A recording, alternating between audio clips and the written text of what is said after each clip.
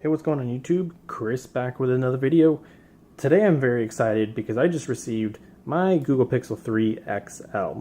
I did pick this up through Project Fi during the Black Friday deal that they had, $200 off instantly and $200 off if you have it activated within 30 days and active for 60 consecutive days in bill credits. So I got the 128 gig, we have the clearly white variant. I was in a huge debate between what color and what size. I do like the smaller size ultimately, but since my use case of gaming, things like that, I decided to go with the XL version. So we'll get right into it. Again, Project Fi, so this will support eSIM and NanoSIM. Open that right up. Here we are. Set that aside for a moment. Take a look to see what else is in the box here. So you get all your pamphlets, you get your SIM ejection tool, warranty guides, quick start guides, that sort of thing. Don't need that. Here we have nice brand new feature is USB-C earbuds. So this is going to be a first time trying those out, and Google Assistant and all that jazz. So we'll get into that maybe in a later video. White soft touch type feel to the earbuds with the loop there. So nice. Thankfully we have that. We have your USB-C to C cable for your power delivery quick charging. We have some more dongles. We have a USB-C to USB-A OTG adapter, and we have a USB-C to headphone jack adapter as well. So in case you have conventional headphones, you don't want to use the included headphones, you can. Of course you can use Bluetooth. And we have our USB-C power delivery brick as well. So enough with the accessories. We are curious about this guy here. So 128 gig or 64 gig storage options. It is on the pricey side. Definitely won't beat around the bush there. Prices have gone up, but I think for what you get, I think it's not too bad considering all the type of features and things like that. Let's go ahead and take the plastic off for the first time. Fortunately, there's no pre-applied screen protector. It gets removed just like that, so feels bad. Now you have a bare Pixel. So be careful with it when you first get it. So nice feel in the hand. You have these really nice metal sides here. I didn't really get that feeling when I first tried it out at Best Buy, but this feels really nice. It's feels a lot more premium than the Pixel 2 XL, which I do still have, so I can do a side-by-side comparison with that. In the bottom we have USB-C port. You have your SIM tray there. Nothing on top, just a microphone. You have your colored power button, which is a mint color, and then your volume up and down here as well. On the back you do have your fingerprint scanner. You have your LED flash microphone, and then the single camera. The single camera is 12.2 megapixels with an f1.8 aperture. It is optically image stabilized, and there's also electronic stabilization as well. With this new Pixel 3 and 3 XL, you do have a full glass back here. So this is a very matte finish right here, frosted, etched on the outside, and then you have your glossy glass up here on the top. Similar style to the 2 XL and the original Pixel. You do get wireless charging. You also get IP68 water resistance and dust resistance. Up front, we'll go ahead and power this on. You do unfortunately get a notch. 6.3 inch display, 1440 by 2960 resolution diagonally. And we can see we have a dual camera setup here, right here. We have dual cameras there. One is going to be a wide angle lens. So they are both 8 megapixel. They both do support night sight. One is f1.8, another is 2.2 aperture. Internally, this one, like I said, is 128 gigs of storage with 4 gigs of RAM. Fortunately, 4 gigs of RAM is a big debate, but since it is running stock Android, it should handle that much better. There's really no need. Maybe 5-6 gigs next year, but 4 I think is completely sufficient.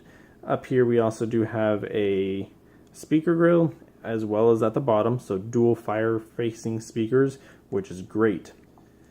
Alright, so I have the Pixel 2 XL here, and you can see the bezels on the 3 XL are a little weird. You have the huge notch up here at top. You have this large chin, which is pretty much similar size as the 2 XL. The bezels on the side, left and right, are much narrower. So it is going to be similar in feel from the 2 XL. So if that's where you're coming from, you can kind of basically expect the same exact size phone as we can see here. So this is a painted finish. This is completely glass. There is a slight difference. This is a little bit more grippy and rough feeling. This is more smooth and softer. And there's those power buttons between the 2XL and the 3XL.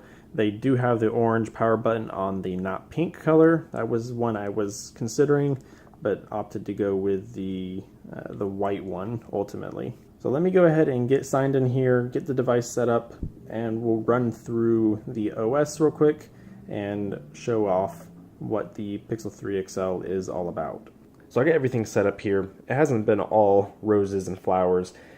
I actually had to get my Pixel 3 XL RMA'd back to Google Fi because the camera was messed up. Here's the example photo of what I would get when I tried to take a photo, tried factory resetting, tried everything, didn't fix the issue. Took about a week for me to get the replacement, and I've just haven't been able to come back to get this finished. But I've been using the device. I must say, I haven't been all that pleased in terms of just overall performance. I thought 4 gigs of RAM would be enough, but I don't know, something isn't right. I get a lot of lockups, I get a lot of freezes, I get quite a bit of stuttering, lag from here and there from switching apps. Camera is great, no issues there. That's one reason why I enjoy this. Unfortunately, there's just a lot of other downsides. So fingerprint scanner works great as you would expect. No face unlock built in, such as like the OnePlus, Honor, Huawei devices, LG, Xiaomi, Apple. There's no face unlock whatsoever. But other than that, you do have your speakers up front.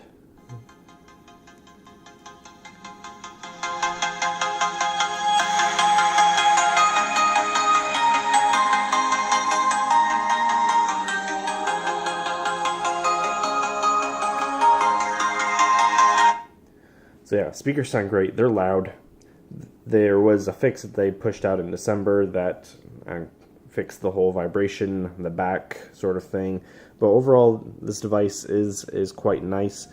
I just feel like the performance isn't quite there. Battery life, I've been getting at least a day's worth. It's nothing spectacular or anything like that. I am using this on Google Fi. If you want to get a $20 bill credit, you can use my link down below and you'll get $20 towards your Google Fi. The VPN service that it uses always on, which is nice, never have to worry about security in terms of public Wi-Fi. Switches to public Wi-Fi when available. That's been nice. Call screening, who cares? I've never used it in the month I've been using this phone. I don't get a lot of phone calls. This is usually like my work number, but I've never used call screening feature whatsoever. The people that usually call me are my family. I don't need to screen that call. I usually answer when my family or a friend calls me. Otherwise, I don't even bother with my phone. Nonetheless, if this is in my pocket, I'm not going to worry about if this is in my pocket, I'm not going to worry about tapping call screen or anything like that. Performance is okay. Definitely not what I'd expect from a Pixel 3 device. Really hope Google fixes that. I might actually factory reset this again to see if that fixes some of the stuttering and lags that I'm getting and lockups. But overall, I mean, gaming is okay, which is something I've really gotten accustomed to, such as like on the OnePlus, on the Honor devices that have the gaming feature built in. So those devices have where basically puts your phone into do not disturb, blocks notifications, things like that. This doesn't get it. So I was playing a game with my brother, PUBG, as you'd expect. We were down to the final 4 players, and I got a notification that popped up saying, "Whoa, your battery's low," and I died because it came up right in the middle of the screen, and I couldn't react fast enough to close it out and things like that. That is unfortunate. So, if you're wanting something that's more geared towards gaming, definitely I would go towards like the Razer phone, the Honor device, like the Honor Play, Honor View 10, that sort of thing, OnePlus 6. Yeah, you have this huge notch, which is annoying as can be. I really would prefer the smaller Pixel 3 because there's no notch, it's symmetrical. There's this huge radii up here for this curve, but then it's like a really small radii down here. Yeah, I've not... As much as I love Pixel devices in the Pixel line, I owned now all 3 variants. Pixel, Pixel 2 XL, and now the 3 XL here. This has been my least favorite Pixel device to use, unfortunately. Hopefully that can be resolved in the future. I cannot stress how much I love the camera, though, on this. Especially this huge wide-angle lens, which is just amazing. I was able to take a lot of photos during the winter break, Christmas break with my family, and we were able to fit all 4 of us into a single image and not have to worry about having someone else take the photo of us or really try to cram in it. Yeah, it's really nice nonetheless. Yeah, so you have your gestures to navigate down here as you'd expect. As you can see, navigation just like that. Sometimes when I'm trying to like swipe over slowly, it wants to bring up Google Assistant, which I'm not wanting, so that's kind of weird. You do have settings in the gestures here, so Active Edge, you still get that to access Google Assistant. Swipe on the fingerprint scanner, which is something I've always enjoyed on the Pixel Nexus lineup, and I've actually missed that when I switched to another device that doesn't have that feature. Double tap gestures for the always on display. I do use from time to time, but not too often. You always have the lift to check phone to open the ambient display. Flip to shush, which is kind of interesting. So they want you to kind of stop using your phone, right? So you flip over your phone and you pick it up, and that basically, when you flip your phone over on the table, let's say at dinner, it basically puts and hides, silences your phone and things like that.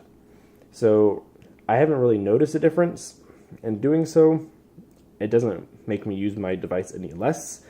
So I don't know the whole purpose of that. I don't see why you couldn't just put your phone and change it to mute and do that. I guess it's nice that they do it automatically, that sort of thing, but whatever. Display here, colors are, I do have them set to boosted. You can put it into adaptive if you wanted to, but overall, I mean, it's okay. I mean, I haven't even used wireless charging on this, even though I have the wireless charger that Google sells for it. I haven't used it just because of the fact that when I'm wanting to charge my device, I'm either, let's say, playing a game or something like that, and I'm usually always either using this device or another phone if I'm needing to charge this one. So yeah, this is the stock launcher.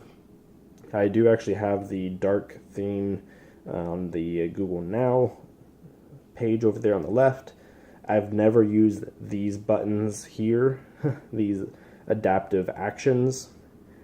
I've barely ever even used these down here. Totally useless.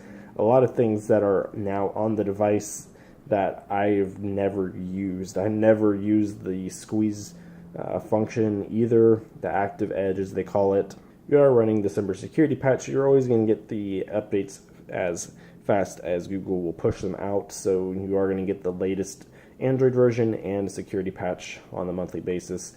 Again, the camera is fantastic, speakers are great. Unfortunately, there's been a lot of complaints in regards to support for both Google Fi and Google support. In general, people have been waiting for RMAs, people haven't received their device, FedEx stealing packages, list goes on and on. I had to get, like I said, this RMA. I had to do a lot of the legwork in terms of reaching out to the support almost on a daily basis to provide them the information. I first contacted Google support, and after they're like, oh, you bought this at Google Fi, you need to contact them. So I basically then had to contact Google Fi, go through the whole thing over again, and then I was told that I would get the device next day replacement, and this was on a Friday that they were going to replace it.